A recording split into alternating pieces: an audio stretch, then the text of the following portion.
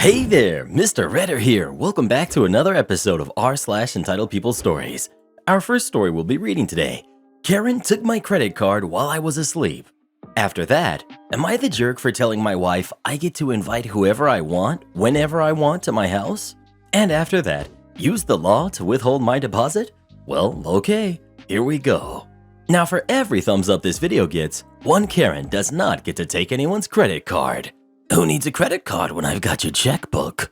So please smash that like button and subscribe and turn on notifications for new stories from Reddit every single day. Karen took my credit card while I was asleep. I, 27, male, have been with my girlfriend, 24, female, for 7 months. We don't live together and she has sleepovers at my place regularly.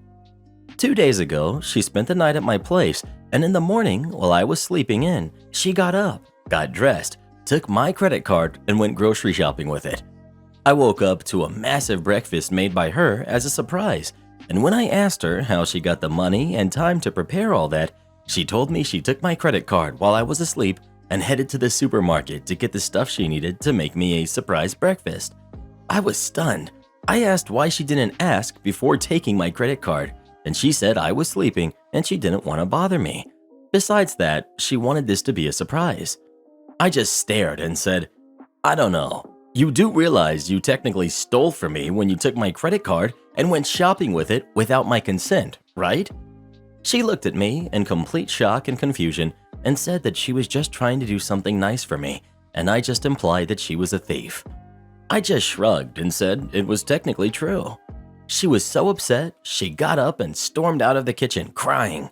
She collected her stuff and left after she said she spent time and effort to prepare me breakfast, and I was out of line to say she stole from me just because she forgot her wallet at home.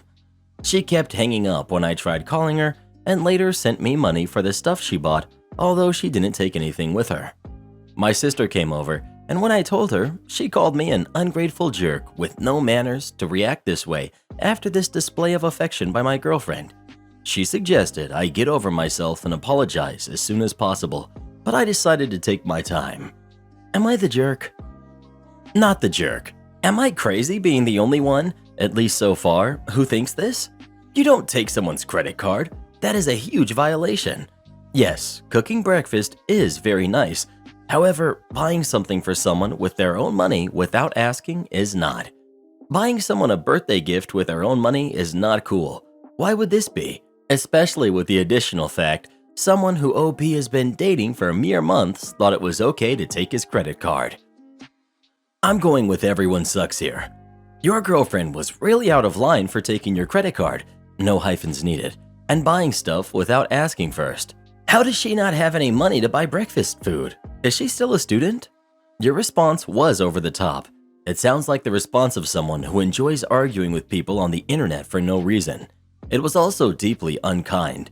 You could have figured out a better way to ask your girlfriend not to take your credit card and spend money without asking first, rather than by telling her that she is technically stealing from you. You're the jerk. I would give anything to have a girlfriend who would do something like that for me. Not only did she sleep over, but the next day she gets up early and goes to buy groceries to make you breakfast. I will never understand why girls choose jerks like you instead of the nice guys like me. Oh yeah, it's because I'm not 6'4" and don't have a six-pack. I also don't have tattoos and I treat them with respect. In return, I am despised by them. It honestly serves her right to be with an ungrateful jerk like you. R/nice guys for the win. Well, who do you think is the jerk? OP or his girlfriend? Please let us know. You shouldn't take someone's credit card without asking first, but it was nice to make him breakfast. Am I the jerk for telling my wife I get to invite whoever I want, whenever I want to my house? My wife is a stay-at-home mom while I work full-time. We have 2 kids that I help do 50% of their care while she handles cooking and cleaning and the other 50% of childcare as well. I'm sociable by nature and am fast at making friends, whether at work or outside of it. The problem my wife has is that I invite friends and coworkers, guests, over every few days to my house for dinner or lunch. Restaurants aren't an option now due to budget. My wife said she has to cook for my guests, though I never tell her to cook this or cook that, nor ever complain about her choice of meals because it depends. The guests eat whatever she feels like cooking, yet she complains that she has to cook for extra people, which takes effort and time, and also since I sit with the guests, then she has to serve them by bringing coffee and preparing the table, etc., since I told her I don't do these chores. But I thought that since this is her area of responsibilities, then where's the problem? I invited a few guests for Thanksgiving, 6 people, and when she found out, she lost it, saying I should have consulted her first. I said there was no need, because they'd just eat whatever she cooks, no problem. But she said she wasn't going to agree to cook large portions and for 6 extra people. Aside from serving them and handling, hosting that is just too much for her. I told her she was making a big deal out of it and should just stop freaking out over a few extra plates and glasses and whatnot. She said she didn't agree, but then I eventually had the guests over, and after they left, she started yelling at me, saying she was not mine and my guest server, and that I should stop having them over. That is when I told her very sternly that it's my house and I get to invite whoever I want whenever I please, and called her unreasonable to react like that instead of being welcoming to the people who wanted to spend time with us, unlike her family who cut us off completely. But she shouted that she was done with being on my beck and call and having to be forced to take care of my guests in terms of serving and cooking, just because it's her part of the chores, and told me if I want to continue to have guests over, then I'll have to step up and cook for them myself, which I thought was quite rude and unfair of her. We went back and forth in this argument, and she then stopped talking to me and started giving me the silent treatment, making me feel like I'd committed some sin by having guests over. Info: I just wanted to explain that my wife's main issue isn't about cooking itself, but having to cook extra for the guests, which is understandable. And I tried to compromise by suggesting we set time limits for when my guests visit to avoid having to include them in dinners and whatnot, and also suggested we limit the frequency of those visits. But she stated she will still have an issue with it and gave me the options of either handling the hosting myself or just completely stop having them over, or take them out to restaurants. But then restaurants consume money, and she was the one who advised against going to restaurants. Also, the reason I said it's my house, I meant that it's my house too, and not as if it's mine alone or hers alone. My wife has huge part in it, and she definitely gets a say in what goes on and what doesn't, and we don't usually disagree, except for this issue. Bro, you're the jerk, especially if you aren't helping. Edit: OP, please tell me exactly how you are a 50% childcare parent when you have, presumably, a 40-plus hour job and are spending, conservatively, 4 to 8 hours a week entertaining guests. Because the only way the math checks out on that is if you count the hours you and your kids are presumably asleep and count the hours the guests are there, which is extremely disingenuous. Willing to bet the children are sent to their rooms and aren't interacting with the adults. You're doubling or tripling her workload of keeping a regular house while you sit on your butt while expecting her to take up all the slack of meeting the expectations of a proper host.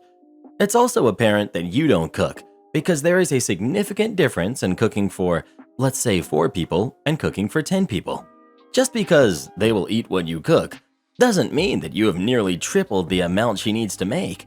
And then on top of that, made it more complicated as many dishes take longer to prepare properly if you need to make large quantities. Never mind all the dishes and extra work after the meal, which, let me guess, you don't help with those either. Seriously, if you don't understand the complexity of the work she does, you can shut up or do it yourself, because I'm certain if she refused to feed your guests, you'd be the first to decry how poorly she is behaving as a wife and hostess. Edit: oh wait, she did threaten that, and now you're decrying it's her responsibility. Where do you think the food she is cooking anyway comes from? Do you believe she has the powers of Jesus and is able to feed 10 people from the amount of food that would normally only feed 4? Do you even know how to use the oven and stove? The sin isn't having guests over.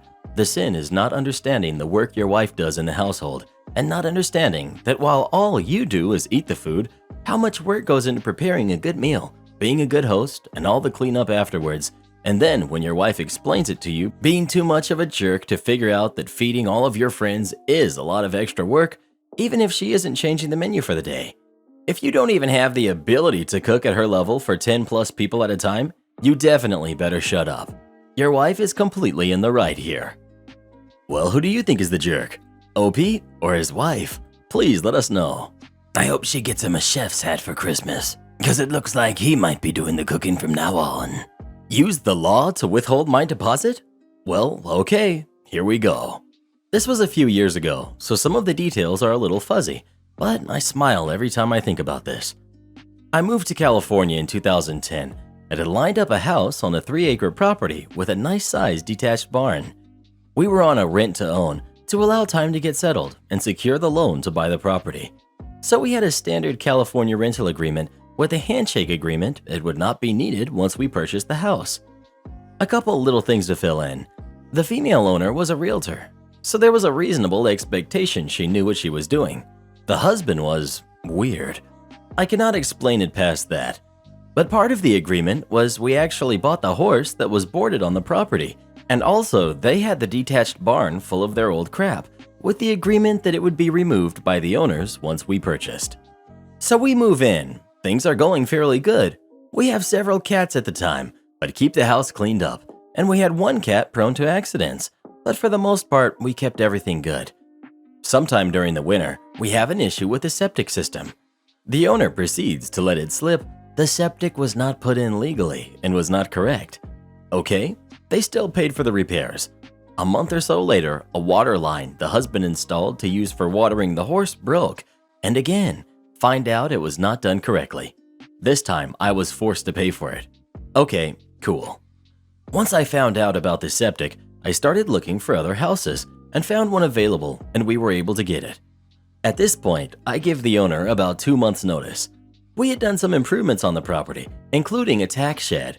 For all the horse gear, my stepdaughter loved horses, and the horse was hers. So almost immediately, the owner's attitude changes, and I realize we are in for a long 2 months. We're slowly moving into the new house, as we have time. During this time, the owner was randomly showing up without 24 hours notice, California law, attempting to show the house with zero warning, and the best one, she started inspecting the house before we were even moved out. At this point, we were about 75% moved. The new house was on 12.5 acres, and we did not have a pen to put the horse and goats into.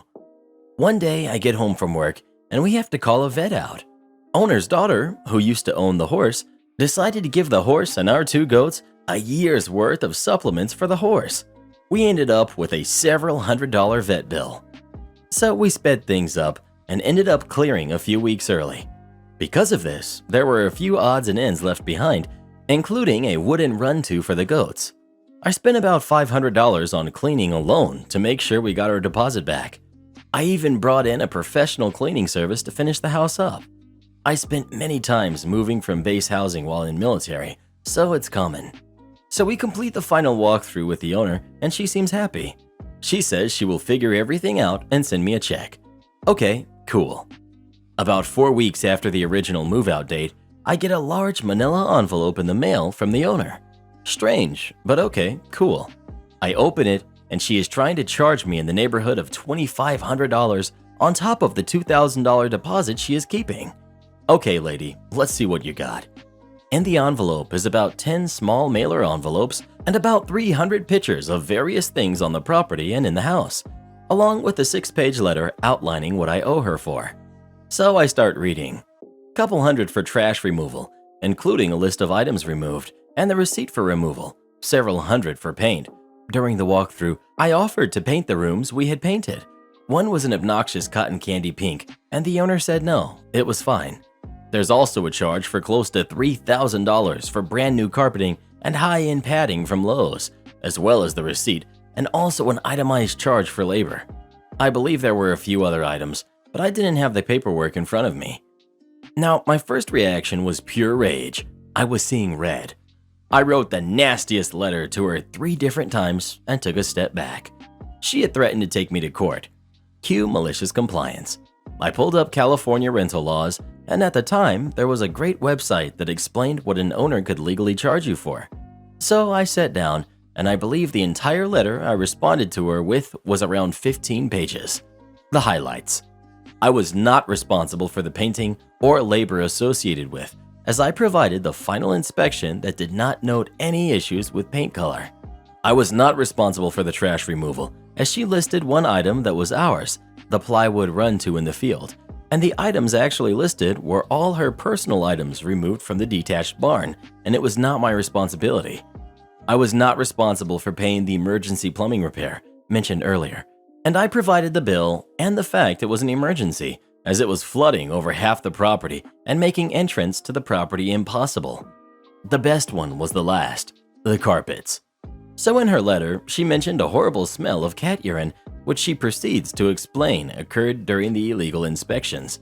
She also had provided documentation on the cost of materials, including all of her purchases. The best part? They were all dated prior to our final walkthrough. No matter the result, she was replacing that carpet. So California law is very specific on what the owner can charge for carpets. At the final walkthrough, she was okay with the carpets, but then changed her mind a few days later. So I explained to the letter that I was responsible for roughly 1/30th of the cost of replacement, as she graciously showed me the 10-year-old carpet was good for 30 years. So due to the fact it was normal wear and tear, I agreed to cover that portion. It was only a couple hundred. Now in her letter, she threatened legal action as well. So I put everything together, including a final breakdown of what was owed to her and what was owed to me, and it was close to $1,500. I also informed her I was ready to take the case to court if she didn't agree with me, as that was the next legal step. About a month later, she had 30 days to respond. I get a check for $1,250 and a short note saying she expected this issue was considered resolved. I have never smiled so much cashing a check. Am I the jerk for reminding my girlfriend that a Roomba is just a Roomba? 2 years ago on Black Friday, my live-in girlfriend bought a Roomba on sale. She was really excited because we have a lot of pets and we did have to vacuum a lot. We still have to vacuum the furniture, but the Roomba handles the floors.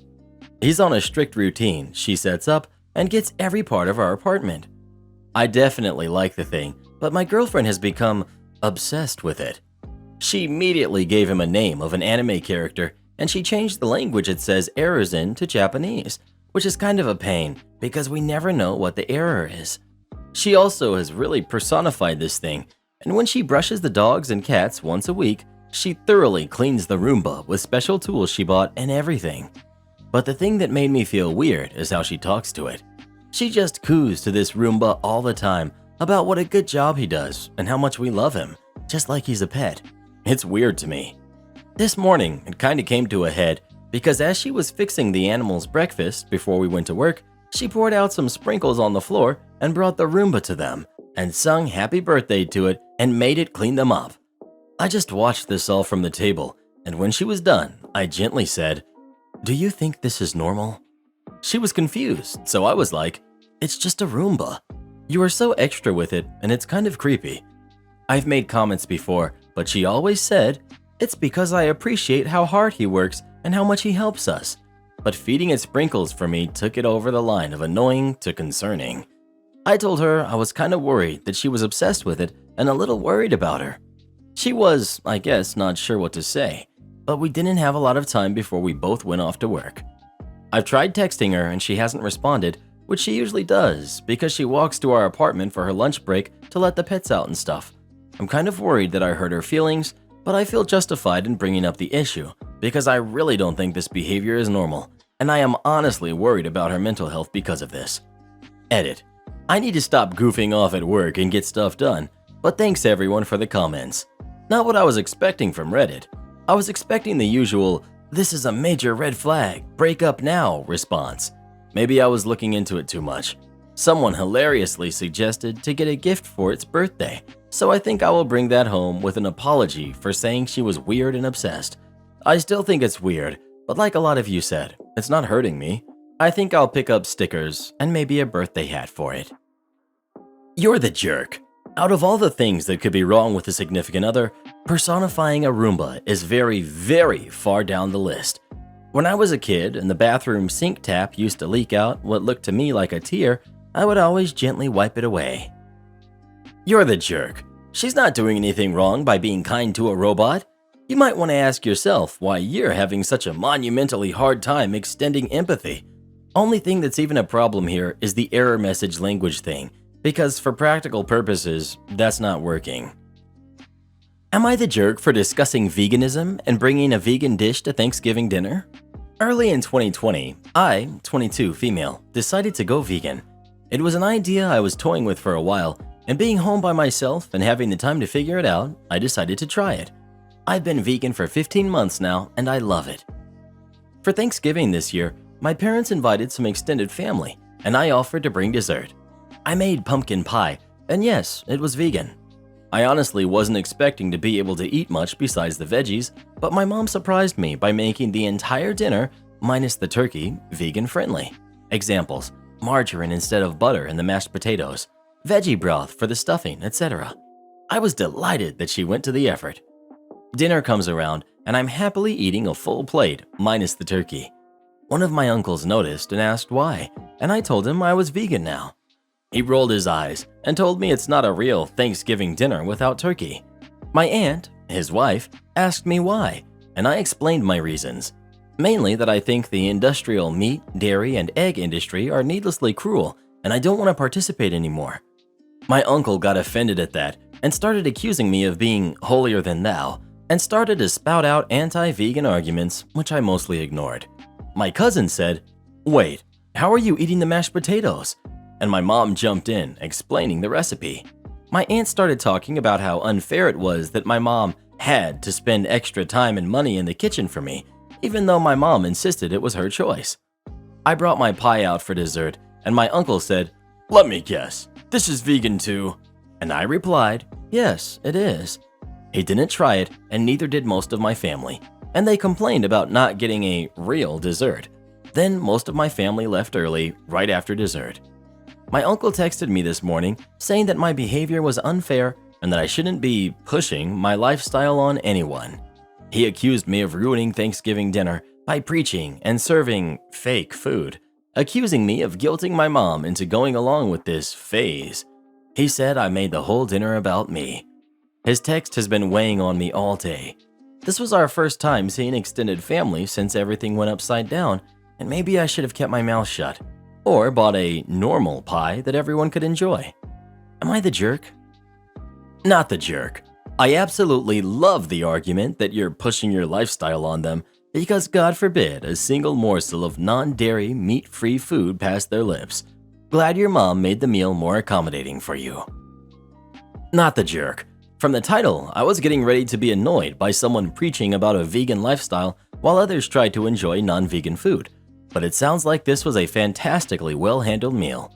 Your mother made a few simple changes to help you out. Moms do that, and it would have never come up if nosy uncle wasn't watching your plate. Everyone should have been able to enjoy this together without issue. Your uncle, and maybe some others, are the jerks here. Thanksgiving guests brought to-go containers and casually filled them up throughout the meal. My boyfriend's cousin brought her mother, her boyfriend, and his 2 kids in their late 20s over for Thanksgiving.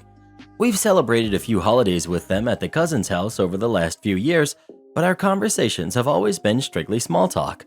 We don't really know them well, but they seem like nice people. They didn't do this at the cousin's house, at least not in our presence, so it was a surprise. We had no problem inviting them. This was their first time at our house. But yeah, these folks apparently thought this was okay. Nobody said a word about it. The only thing I could think of to say was, "What the heck are you doing, jerks?" But couldn't bring myself to say it in front of a bunch of old people at Thanksgiving.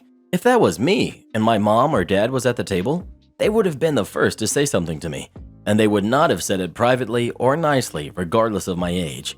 This dad did a very bad job of pretending to not notice. The cousin and her mom were clearly embarrassed, but did nothing. Oh, and they went into the fridge without asking. Again, these are basically acquaintances in someone's house for the first time. They got lots of side eyes from everyone at the table, but that's it. I was actually hoping one of my boyfriend's aunts would tell them off. It would have been very entertaining.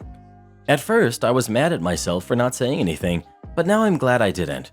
We see these people twice a year for a couple of hours at the very most. We still had plenty of food, and I would have given them what they took anyway. The old folks really enjoyed getting together again, and I'm glad I didn't ruin it. They're never setting foot in this house again, obviously. Update. Just had a call from the cousin. One of my boyfriend's aunties let the 2 entitled jerks have it on the way home. They probably thought they were safe from their dad because they drove here separately, but they made the grave mistake of offering to drive a couple of the aunties home, which makes them not all bad, I agree. I'm sure they were accused of being raised by wolves. These ladies don't have much of a filter, and they're tough to stop once they get going. The cousin is a normal person, so of course she apologized and agreed that the dad should have spoken up. I didn't ask why he didn't. This is the first time he has done anything I disagreed with in the 6 years we've known him, so I'm giving him a pass. Thanks so much for the nice feedback. I'm glad you all enjoyed my little tale of Thanksgiving entitlement. Brand new manager tries to fire me. Let's see how this ends. I am a 100% disabled vet, but I still wanted to work for as long as I can. I worked in a large company that contracted to many of the big oil companies. For years, I had excellent reviews and the customers loved me. My manager got promoted and one of my coworkers became the newly promoted manager. We started out fine, but then as he went through management training, he became the boss people hate. He was trying to flex his muscles by using all the usual tricks of setting you up to fail in order to fire me and a couple others. Why? I have no idea. One day at work, I had a major medical emergency that left the right half of my body with no feeling at all, completely numb. That took me out of the office for several weeks while they used medicine to try and help sort out the issue. A couple months and an MRI and a spinal tap later, they discovered I had multiple sclerosis. After I was diagnosed, he decided to pull me out of the customer site and have me work in the office. My job had zero office work. I spent nearly a year in the office getting paid to do stupid mind-numbing stuff while he tried to figure out a way to fire me. Since the initial issue was medical, it proved to be very difficult, so he would try to assign me to long-term duties, like 6 months, hundreds of miles from home, knowing I could not do them. He also was nitpicking any menial task I did not perform to his liking. He knew I could not travel as I have to see several doctors every month, and I can only refill medications from my local VA, Veterans Affairs clinic. While he was trying to fire me, I was talking to HR about my disability and how it's obvious that I could no longer perform my job for safety concerns. That was the reason my boss pulled me into the office. I also informed HR about how the manager treated me and several other employees. They had me do several things, including sending my medical records to a company medical doctor to make sure I was being honest, I assume. In the end, HR decided to put me out on pre-approved early retirement with short and long-term disability. Now I will get paid from the company till I am 67, all before he could get the chance to fire me. Additionally, several other workers quit around the same time as me, and a short time after I left, he was replaced by a different coworker. Reply: yeah, your new boss messed up big time. One good rule to adhere to about handling any person who suffers an injury at work, such as your major medical incident, is that you never make drastic changes to their work type, workload, or responsibilities unless those changes are medically advised or requested by the employee and fully vetted by HR. It's way too easy to wind up in court with someone alleging that you changed these things to try to fire them or force them to quit. Then the company is on the hook for whatever the former employee's lawyers can get a judge to agree to, because they're absolutely going to win any court case they bring.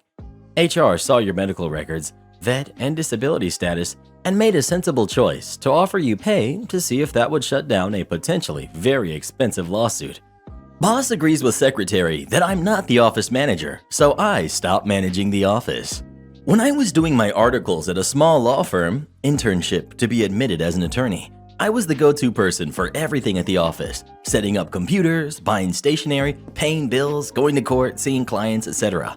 After being admitted as an attorney, I continued doing all this because the secretary only did about 20% of what a secretary would usually do and refused to do anything else. My boss does some shady business, doesn't pay taxes, etc., so he couldn't just fire her for fear of her ratting him out. He also never disciplined her. We are not in the US. Since we worked from my boss's mother's house, the secretary also spent about 50% of her day just chatting to his mother, and they became fast friends. Guess who was always the evil one that everyone ganged up on? Yours truly. I was made out to be incompetent at my job, and I used to cry a lot and almost became an alcoholic from work stress. One day, the secretary got really upset with me after I asked her to buy stationery since we didn't have enough staples, and after a heated argument, told me that I'm not the office manager and should stop lording it about as if I was. Bear in mind, I was her senior, both as an attorney and a number of years worked at the firm. My boss did nothing and rather got upset with me, and so did his mother. I decided then and there, I am done doing both secretary work and my attorney work because I was working roughly 50 to 60 hours per week, standard is 40, trying to get everything done without receiving overpay. The unemployment rate in my country is around 30%, and in the legal field, supply of lawyers exceeds demand. She knew this, and my boss knew this, but no one cared, and I was basically working myself into an early grave. Cue malicious compliance. If everyone agrees that I am not the office manager, then I will stop managing the flow of the office and only do my attorney work. I stopped paying the bills, buying the stationery, reminding my boss of important meetings, etc.